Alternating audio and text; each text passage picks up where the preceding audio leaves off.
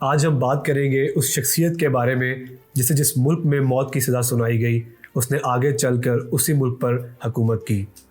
جی ہاں، دہشت اور خوف کی علامت صدام حسین۔ میں ہوں دانیل حسن اور آپ دیکھ رہے ہیں economy.pk۔ صدام حسین نے اپنے 24 سالہ اقتدار میں انتہائی متحرک اور متنازع زندگی بسر کی۔ اقتدار میں آنے سے پہلے اور اقتدار سے معزولی کے بعد بھی صدام حسین پوری دنیا میں خبروں کا مرکز رہے۔ صدام حسین تکریت کے ایک گاؤں الجاتا میں پیدا ہوئے۔ ان کا تعلق ایک غریب گھرانے سے تھا۔ صدام کی پیدائش سے پہلے ہی ان کے والد حسین المجید فوت ہو چکے تھے۔ ان کا نام چاچا اور سوتیلے والد حسن المجید نے صدام رکھا۔ صدام کے معنی ہیں سامنے آنے والا اور ڈٹ کر مقابلہ کرنے والا۔ صدام کی پیدائش جس قصبے میں ہوئی، اس میں 1138 میں عظیم مسلم فاتح سلطان صلاح الدین ایوبی بھی پیدا ہوئے تھے۔ صدام کی ابتدائی زندگی مشکل تھی۔ 12 برس کی عمر میں انہوں نے اپنا گھر بار چھوڑا اور تکریت میں اپنے ماموں خیر اللہ تلفہ کے ساتھ رہنے لگے، جو عراقی فوج میں افسر تھے۔ صدام کی تعلیم اور تربیت اسی ماموں نے کی۔ خیر اللہ تلفہ نے ابتدائی عمر میں ہی صدام کو عراق میں نو عبادیات کی برائیوں سے آگاہ کیا۔ بعد ازاں صدام کے اس ماموں کو برطانیہ نے کنگ فیصل اول کے خلاف سرگرمیوں پر قائد کر دیا۔ اپنے لڑک پن میں ہی صدام حسین بھی حکومت مخالف مظاہروں میں خاصے سرگرم رہے۔ اس دوران انہیں 6 ماہ کی قید بھی ہوئی۔ صدام کو مطالعے کا شوق تھا۔ وہ عرب تاریخ اور عسکری کتب کا مطالعہ بھی شوق سے کرتے تھے۔ صدام دوسرے نوجوان عراقیوں کی طرح شراب اور شباب میں دلچسپی نہیں لیتے تھے۔ صدام نے 18 سال کی عمر میں باعث پارٹی میں شمولیت اختیار کی۔ جولائی 1958 میں جمہوری انقلاب میں عراق میں برطانوی نواز بادشاہت کا خاتمہ ہوا اور ملک میں ظالم حکمران عبد الکریم قاسم برسر اقتدار آئے، جو کمیونسٹ نظریات کا حامی تھا۔ اس دوران قاسم کا عظیم دوست تکریت میں قتل ہو گیا۔ اس قتل کا ذمہ دار صدام کو ٹھہرایا گیا اور گرفتاری عمل میں آئی۔ صدام کی یہ پہلی گرفتاری تھی۔ ان پر خصوصی عدالت میں مقدمہ چلایا گیا، لیکن ثبوت نہ ہونے کی وجہ سے 6 ماہ بعد ہی رہا کر دیا گیا۔ ثانوی تعلیم کے دوران صدام حسین نے جنرل قاسم کے خلاف بغاوت میں حصہ لیا۔ اس پر قاتلانہ حملہ کرنے والوں میں صدام حسین بھی شامل تھے۔ صدام کی رہائی کے کچھ عرصے بعد صدام کو باعث پارٹی کی ہائی کمان نے بغداد بلا لیا۔ وہاں انہیں صدر جنرل قاسم کو قتل کرنے کا مشن سونپا گیا۔ اس کے لیے صدام نے عسکری تربیت حاصل کی، جس میں خاص طور پر ریوالور اور مشین گن کو ٹھیک نشانے پر مارنے کی خصوصی مہارت شامل تھی۔ صدام نے اپنے 5 ساتھیوں کے ہمراہ جنرل قاسم پر حملہ کرنے کا پروگرام بنایا۔ وہ کئی دن تک صدارتی محل کے ارد گرد گھومتے رہے اور راستوں کا جائزہ لیتے رہے کہ کیسے حملہ کیا جائے اور کن کن راستوں سے راہ فرار اختیار کیا جائے۔ 7 اکتوبر 1959 کی سپہر کو صدام حسین نے اپنی مشین گن کا رخ صدر قاسم کی کار کی طرف کیا اور فائر کھول دیے۔ 2 گولیاں صدر قاسم کو لگیں مگر وہ بچ گیا۔ باڈی گارڈز بھی فائر کھول چکے تھے، جس سے صدام کا ایک ساتھی مارا گیا، جبکہ ایک گولی صدام کی ٹانگ پر لگی، لیکن وہ موقع واردات سے فرار ہونے میں کامیاب ہو گئے۔ صدام گرفتاری کے خوف سے کسی ہاسپٹل نہیں جا سکتا تھا، چنانچہ باعث پارٹی کے ایک ساتھی نے ریزر بلیڈ سے صدام حسین کے زخم کے ارد گرد کے گوشت کو کاٹا اور کینچی سے گولی نکالی اور پٹی کر دی۔ حکومت نے ملک کی سرحدیں سیل کر دیں اور جگہ جگہ چھاپے مارے جا رہے تھے۔ صدام نے بھیس بدلا اور بغداد سے نکلنے میں کامیاب ہو گیا۔ صدام اپنے گاؤں پہنچے اور اپنی ماں اور سوتیلے باپ کو تمام تفصیلات بتائی تو سب نے یہی بہتر جانا کہ اب صدام عراق میں رہنے کے بجائے کسی اور ملک میں پناہ لے لیں۔ صدام نے شام میں رہنے کا فیصلہ کر لیا۔ اس کی ایک وجہ یہ تھی کہ باعث پارٹی کا ہیڈ کوارٹر شام میں تھا اور اس سے وہاں سے بلاوا بھی آیا ہوا تھا۔ دمشق میں باعث پارٹی کے بانی مائیکل افلت نے صدام اور اس کے رفقا کو خوش آمدید کہا۔ مائیکل نے صدام پر خصوصی توجہ دی اور اپنی پارٹی میں خصوصی مقام دیا۔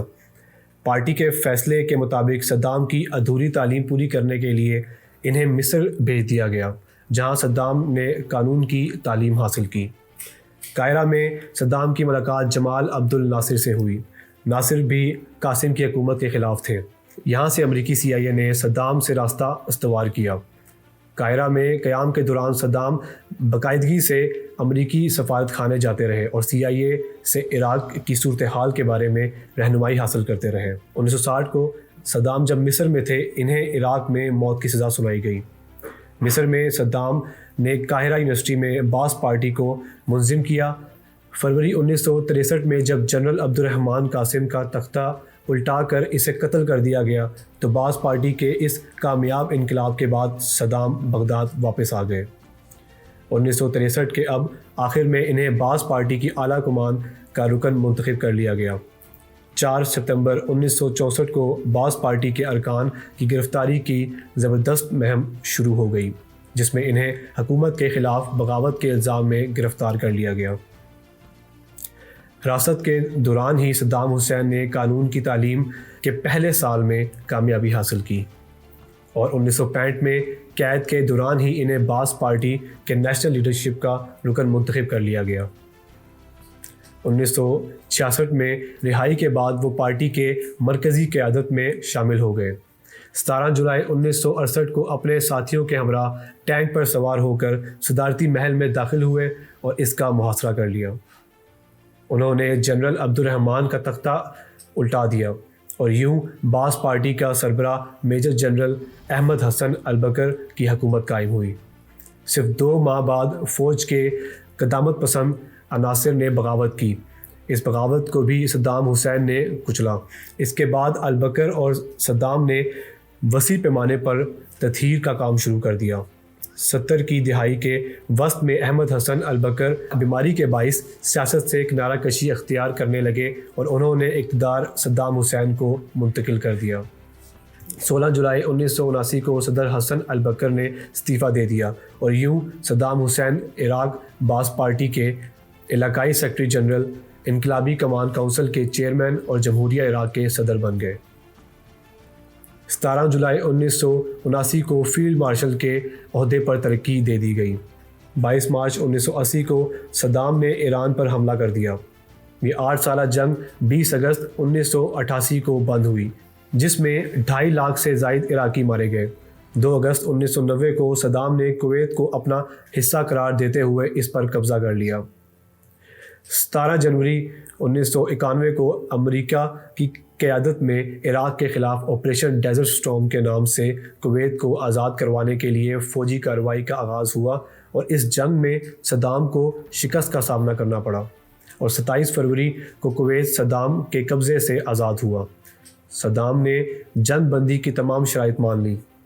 1993 میں صدام حسین نے اقوام متحدہ کی قرارداد نمبر 715 غیر مشروط طور پر مان لی، جس کے تحت عراق کو غیر مسلح ہونے کی نگرانی شروع ہوئی۔ 1995 میں صدام صدارتی ریفرنڈم کے ذریعے 7 سال کے لیے صدر منتخب ہوئے۔ 15 اکتوبر 2002 کو صدام آئندہ 7 سال کے لیے صدر منتخب ہوئے۔ 27 نومبر 2002 کو اقوام متحدہ کے اسلحہ انسپیکشن نے عراق میں ممنوعہ ہتھیاروں کی تلاش کا کام شروع کیا۔ 20 مارچ 2003 کو صدر بش کی طرف سے صدام کو دیا گیا جلا وطنی کی ڈیڈ لائن گزر جانے کے بعد زمینی اور فضائی حملے شروع ہوئے۔ 9 اپریل 2003 کو امریکی اتحادی فوجوں کے ساتھ عراق میں داخل ہوئی اور صدام کے مجسمے کو گرا کر عملاً صدام حسین کا اقتدار کا خاتمہ کر دیا۔ صدام حسین بغداد سے روپوش ہوئے اور بالآخر 14 دسمبر 2003 کو وہ تقرید کے قریب ایک تہہ خانے میں گرفتار ہوئے۔ ان کا کہنا تھا کہ جلا وطنی کے بجائے اپنے وطن میں جان دینے کو ترجیح دوں گا۔ بعد ازاں امریکہ کی سرپرستی میں قائم ایک عدالت نے صدام حسین کو سزائے موت سنائی۔ بالآخر 30 دسمبر 2006 کو عید الاضحیٰ کے روز انہیں پھانسی دے کر موت کے گھاٹ اتار دیا گیا اور عید کے دن ان کی پھانسی کی ویڈیو لیک ہو گئی۔ میں شور نہیں ہوں کہ یہ آن پرپس کی گئی تھی یا غلطی سے کی گئی تھی۔ اس طرح کی مزید انفارمیٹیو ویڈیو دیکھنے کے لیے اس چینل کو سبسکرائب کریں اور لائک کرنا مت بھولیے گا۔